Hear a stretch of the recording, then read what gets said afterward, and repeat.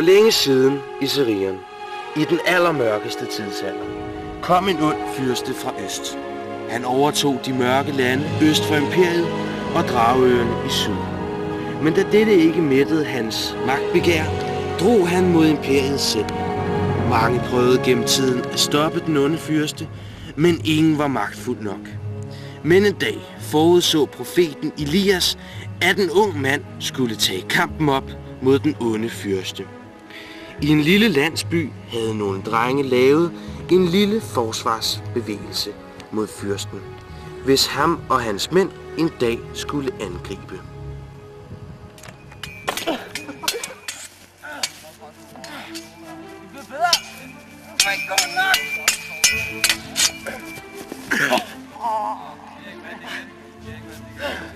Færdig? Ja. Nå, men der var der foran. Ja, der var foran. Nu skal du gøre noget ved så, mand. Sagt.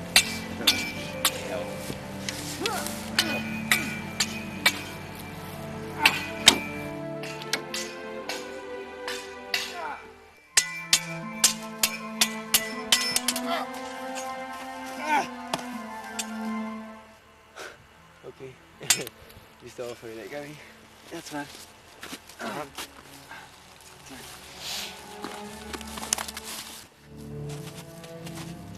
Fedt skud, Eskild. Selvfølgelig var det et godt skud. Slap dog af.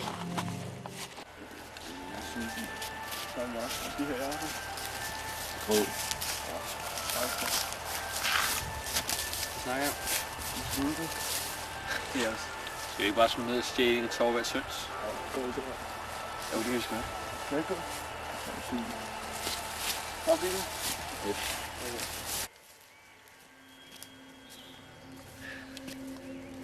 Er det koldt? Hold nu kæft. Vi er der snart.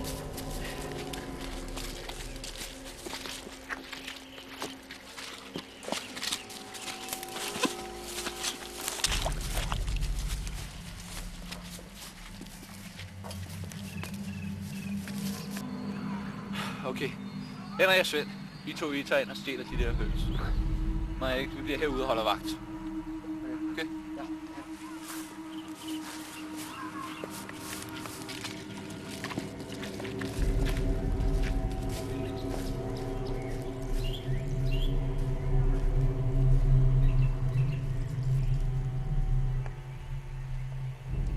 Hvor fanden skulle de gå? Hvad? Din svans, det duer jo ikke selv. Hvad gør jeg så? Det gør du jo ikke. Gå hjem og råb hos din mor, altså. Altså, i det mindste har jeg en mor, ikke? Din mor bliver brændt på et båd, gjorde hun ikke? Nej. Nej.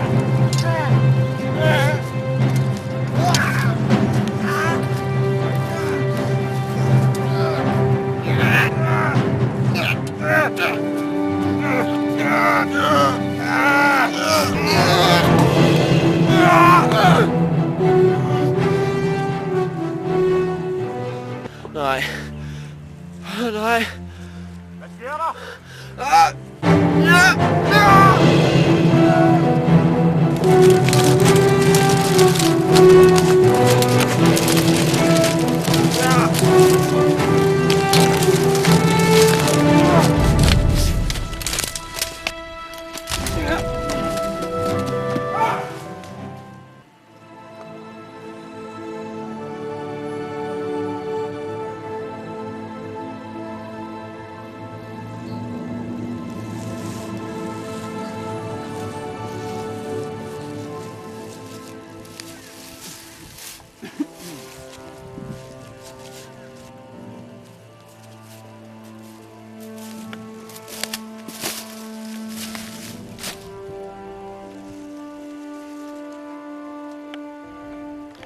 Hvad ligger du der for, min ven?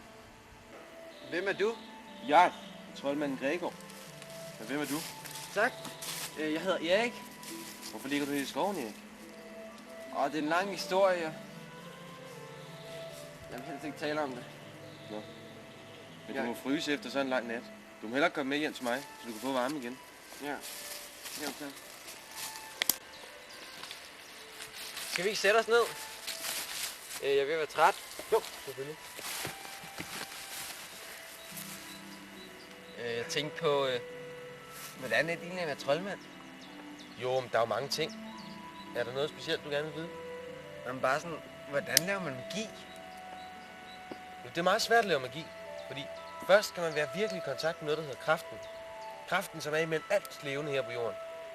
Og først når man er rigtig i kontakt med den, så kan man lave magi. Men hvis man som dig har en meget traumatisk barndom, jeg mener her, din mor bliver brændt på bålet, eller... Hvordan ved du det? Jeg er troldmanden Gregor. Jeg ser alt, hvad der sker lige nu, og alt, hvad der er sket. Ved du så også, at...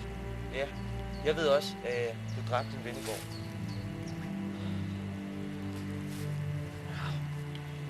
Ja, det kan være svært. Men nu hvor du gerne vil vide noget om magi, så kan jeg vise dig et lille trick, som jeg godt kan lære dig, hvis du bare kommer rigtig i kontakt med kraften. Ja, er du klar?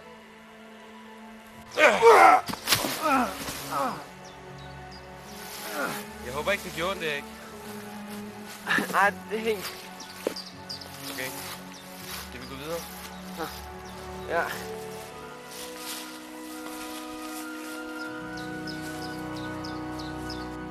Åbn båden, Erik.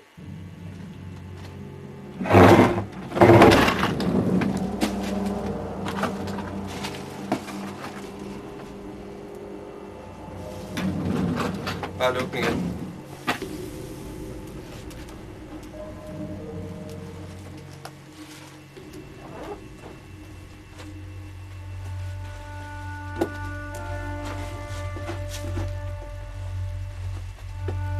Nå, du må fryse, ikke? Så lige at tøj på. Tak.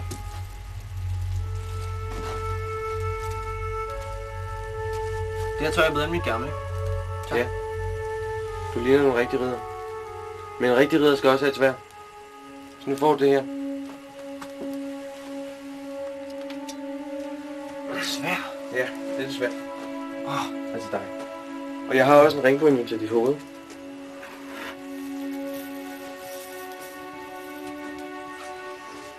Værsgo. Jamen, hvorfor alt det her? Du er den udvalgte, Erik. Men hvordan kan jeg være den udvalgte? Du dræbte fyrstens dobbeltgænger i går, som var sendt ud for at dræbe dig. Han blev sendt ud dengang, han fandt ud af, at du blev født. Lod sig selv splitte i to. Og lod så et spædbarn komme hen til dig. Jamen, var det så godt, jeg dræbte ham? Ja, men nu må du ikke lade det stige dig til hovedet, Erik. Vi skulle nødt have nogen uskyldige, der kommer til skade. Men han bor lige der. Vi er nu her i skovene. Men vi skal herind til Kislev for at snakke med en af mine venner, som vil slutte sig til os og hjælpe os med at dræbe den onde fyrste. Men nu vil vi sige at komme afsted, Erik. Vi er meget travlt.